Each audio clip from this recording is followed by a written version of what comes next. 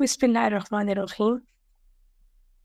आज हम model paper biology class 9 discuss करने वाले हैं, लेकिन उससे पहले हम थोड़ा सा यहाँ पे टेबल ऑफ स्पेसिफिकेशंस पे जाते हैं जो कि बोर्ड ने प्रोवाइड की हैं।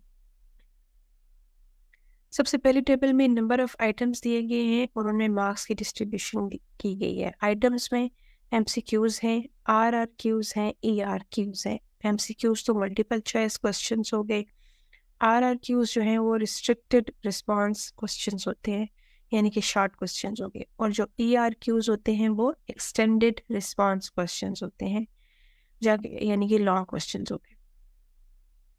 MCQs 12 होंगे और उनमें से 12 हमें टोटल करने होंगे पूरे, हर एक का 1 नंबर होगा और टोटल मार्क्स उनके 12 हो जाएंगे। RRQs जो हैं वो हमें 11 प्रोवाइड किए होंगे, जिनमें से 8 करने होंगे और हर एक का 4 नंबर होगा और टोटल 32 मार्क्स होंगे इनके। और जो ERQs हैं वो भी हमारे पास नंबर ऑफ आइटम्स उसके 4 होंगे, जिसमें से हमें 3 करने होंगे और उसके टोटल 21 मार्क्स होंगे। तो यूँ इन तीनों को कलेक्टिवली ऐड किया जाए तो 65 मार्क्स होंगे। अब एक और लेवल पर डिस्ट्रीब्यूशन की गई है मार्क्स की। उसमें हम MCQs जो हैं वो जो 12 MCQs होंगे उनमें से 2 नॉलेज बेस्ड होंगे, 8 जो है वो अंडरस्टैंडिंग बेस्ड होंगे और 2 जो है वो एप्लीकेशन बेस्ड होंगे। RRQs में हम जाते हैं तो वो 11 में से 3 जो है वो नॉलेज बेस्ड होंगे, 6 जो है वो अंडरस्टैंडिंग बेस्ड होंगे और 20% यानी 2 जो है वो एप्लीकेशन बेस्ड होंगे। अब एक्सटेंडेड क्वेश्चंस की तरफ आए तो उनमें से 1 नॉलेज बेस्ड होगा, 2 अंडरस्टैंडिंग बेस्ड होंगे और 1 एप्लीकेशन बेस्ड होगा। तो ये टोटली जो है हमारे पास 27 नंबर ऑफ आइटम्स बनते हैं, जिनमें से इतने नॉलेज बेस हैं, ये अंडरस्टैंडिंग बेस है और ये एप्लीकेशन बेस है। अब आइटम्स की डिवीजन एक और लेवल पर की गई है जो कि डिफ़िकल्टी लेवल है, यानी कि कौन सा जो आइटम है वो कितना डिफ़िकल्ट है, कितना मॉडरेट है, कितना ईजी है। तो जो MCQs 12 हैं MCQs, उनमें से 4 ईजी MCQs होंगे और 6 मॉडरेट होंगे और 2 ज़रा डिफ़िकल्टी लेवल पर होंगे, डिफ़िकल्ट लेवल। अब रिस्ट्रिक्टेड रिस्पांस क्वेश्चंस की हम बात करें तो वो 11 है, जिनमें से 4 ईजी होंगे, 5 मॉडरेट होंगे और 2 डिफ़िकल्ट होंगे। और जो एक्सटेंडेड रिस्पांस क्वेश्चंस हैं 4 हैं, उनमें से 1 ईजी होगा, 2 मॉडरेट होंगे और 1 डिफ़िकल्ट होगा। इस सारे को हम कहते हैं SLO बेस्ड डिस्ट्रीब्यूशन है, कि स्टूडेंट जो है जिस तरह के भी हों, कुछ थोड़े से क्लास में वीक होते हैं, कुछ हाई क्लास होते हैं, तो यहाँ पे मार्क्स जो क्वेश्चंस हैं उनकी डिस्ट्रीब्यूशन हर बच्चे को मद्देनज़र रखकर की गई है। थोड़ा सा हम आगे जाएँ तो चैप्टर वाइज जो इनकी वेटेज है वो किस तरह से बयान की गई है, कि देखिए चैप्टर वाइज जो है, chapter wise wait given by national curriculum for biology. अब चैप्टर 1 में से हमारे पास उसकी वेटेज क्या है, 6, यानी कि हमारे पास 1 MCQs होगा उसमें और 1 उसमें से हमारे पास शॉर्ट क्वेश्चन आएगा, लेकिन उसमें से लॉन्ग क्वेश्चन कोई भी नहीं। अच्छा, यहाँ पे हमारे 100 टोटल कंप्लीट करनी है, तो वेटेज को डिवाइड करेंगे कि इसमें से सिर्फ 2 क्वेश्चंस आने हैं, 2 चीज़ें सिलेक्ट की गई हैं, एक शॉर्ट क्वेश्चन और एक MCQs। अब हम यहाँ पे देखते हैं कि चैप्टर 2 में एक शॉर्ट क्वेश्चन है जबकि एक MCQs है, जबकि एक लॉन्ग क्वेश्चन है। वेटेज इसकी भी 6 है। बायोडाइवर्सिटी पे हम जाएं तो इसमें MCQs 1 आएगा, शॉर्ट क्वेश्चन 1 आएगा और लॉन्ग क्वेश्चन भी 1 आएगा। फिर सेल एंड टिश्यूज पे जाते हैं, उसमें से उसके 16 क्यों है, क्योंकि उसमें से ज़्यादातर चीज़ें आ रही हैं, जैसे कि 2 इसमें से MCQs आएंगी, 2 इसमें से शॉर्ट क्वेश्चंस आ रहे होंगे, 2 इसमें से लॉन्ग क्वेश्चंस आ रहे होंगे। सेल साइकिल की भी डिवीजन कुछ इसी तरह से है, थोड़ा सा यहाँ पे डिफरेंस है क्योंकि ये एक नंबर जो है, एक जो क्वेश्चन है वो 4 नंबर का होगा, लेकिन यहाँ पे एक क्वेश्चन 3 नंबर का होगा, 2 MCQs होंगे और 2 शॉर्ट क्वेश्चंस होंगे। एंजाइम्स में हम जाते हैं तो इसमें तीनों में एक एक होगा। बायो एनर्जेटिक्स यानी 7 चैप्टर में से हम जाते हैं तो इसके भी 14 है, क्योंकि इसमें भी 2 MCQs है, 1 जो है इसमें शॉर्ट क्वेश्चन है RRQ और एक जो है वो ERQ है। न्यूट्रिशन में भी सेम इस तरह की डिवीजन है कि इसके 12 वेटेज है, 1 MCQs, 1 इसमें RRQ और 1 ERQ। और ट्रांसपोर्ट में भी 1 short question MCQs, 2 short question और 1 हमारे पास क्या हो जाते हैं, लॉन्ग क्वेश्चन हो जाते हैं। तो ये इन्होंने 100 पूरी की है इसकी डिवीजन। ओके, यहाँ पे एक चीज़ और देखने की है कि लॉन्ग क्वेश्चंस में ये देखें, ये दो मिला के एक क्वेश्चन बनेगा, सेक्शंस होंगे उनके, ये सेक्शन ए होगा और ये बी होगा, फिर ये ए होगा, फिर ये बी होगा। ये इसी सीक्वेंस में भी आ सकते हैं कि एक जब इसमें से आ रहा हो, एक इसमें से आ रहा हो, लेकिन ये डिफरेंट भी हो सकते हैं कि एक ये इसमें से आ रहा है तो ये वाला किसी और में से आ रहा हो। तो इस बुनियाद पे हमें थोड़ा सा ज़्यादा इसको डिटेल स्टडी की ज़रूरत पड़ेगी। और ये क्वेश्चन 2 हो जाएगा, ये क्वेश्चन 3 हो जाएगा और यहाँ पे ये क्वेश्चन 4 हो जाएगा। तो इन चारों में से आपको 3 क्वेश्चंस करने होंगे। इसी तरह यहाँ पे देखा जाए तो ये सारे मिला के 11 बन रहे हैं, जिसमें से आपको कितने करने होते हैं, यहाँ पे ऊपर बयान किया गया 8 करने होंगे। तो यहाँ पे आपको इसमें से 8 करने होंगे 11 में से। अब हम आते हैं ज़रा अपने पेपर की तरफ। ये आपको डिटेल में समझ आ गई होगी तो पेपर को समझना आसान होगा।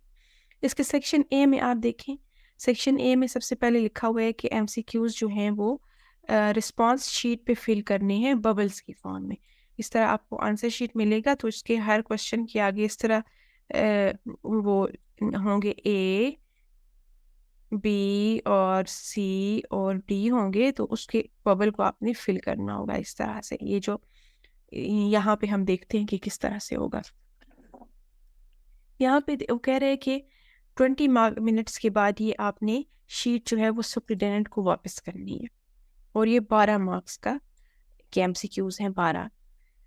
सबसे पहले हम देखते हैं, पहला MCQs है the branch of biology that deals with the study of virus, उसको हम कहते हैं माइक्रोबायोलॉजी। ये चैप्टर नंबर 1 में से आई हुई है। अच्छा, दूसरा MCQs है which of the following statement describe hypothesis is the best. Hypothesis एक प्रपोज्ड स्टेटमेंट होती है, तो हम देखते हैं कि प्रपोज्ड स्टेटमेंट इनमें से किस में मैच कर रही है। It is made with 5 senses, ये तो एक क्लियर कट बात है, ये इसमें कोई भी प्रपोज्ड बात नहीं है। It helps biologist to do experiments, तो एक्सपेरिमेंट्स तो हाइपोथेसिस के बाद नेक्स्ट लेवल होता है अगर हाइपोथेसिस अप्रूव हो जाए तो। सी की बात की जाए तो it is proposed statement to answer the problem, proposed statement, ठीक है। और यहाँ पे हमारे पास करेक्ट आंसर क्या है, it is proposed statement to correct to answer the problem. अब आगे हम जाते हैं, organisms anatomical features and evolutionary history are concerned during its classification. Organism की जो एनाटॉमिकल फीचर्स हैं वो किस लेवल पे हम बयान किए जा सकते हैं, क्लासिफिकेशन के लेवल पर फाइंड किए जाते हैं। In animal cells hollow and cylindrical organelles are called centrioles. ये जो हमारे पास ये सेकंड जो है, ये हमारे पास किस में से आया हुआ है, सेकंड चैप्टर से, और ये किस में से आया हुआ है, थर्ड चैप्टर में से। अब ये in animal cells hollow and cylindrical organelles are centrioles, यहाँ पे हम देखते हैं कि हमारे चैप्टर नंबर 4 में से 2 MCQs आ रहे हैं ना, तो यहाँ पे हम देखेंगे कि ये चैप्टर नंबर 4 में से आया हुआ है और ये भी चैप्टर नंबर 4 में से आया हुआ है। Diffusion is a type of passive transport, passive transport कहते हैं जिसमें हमारे पास एनर्जी यूटिलाइज ना हो रही हो, स्पेंड ना हो रही हो। तो डिफ्यूजन पैसिव ट्रांसपोर्ट है जिसमें से cell membrane does not spend energy, ठीक है, सेल मेम्ब्रेन एनर्जी स्पेंड नहीं करता when molecule diffuse through it. आगे क्या है, which of the following events takes place during the G1 phase. अब ये चैप्टर नंबर 5 में से आया हुआ है, सेल साइकिल वाले चैप्टर में से। यहाँ पे हम चैप्टर नंबर 5 देखते हैं तो सेल साइकिल में से भी 2 MCQs आए हुए हैं। पहला MCQs ये है, which of the following events takes place during G1 phase, कौन सा होता है RNA, ribosomes and several enzymes are synthesized. यहाँ पे ये होता है. आगे ये वाला है, in adult organisms the number of cells are kept relatively constant through apoptosis and division. इसका ये आंसर है. यहाँ पे हम देखते हैं कि ये भी चैप्टर नंबर 5 में से आया हुआ है. ठीक है. अब आगे लॉक एंड की model. The active site of enzyme and substrate have specific geometrical shape.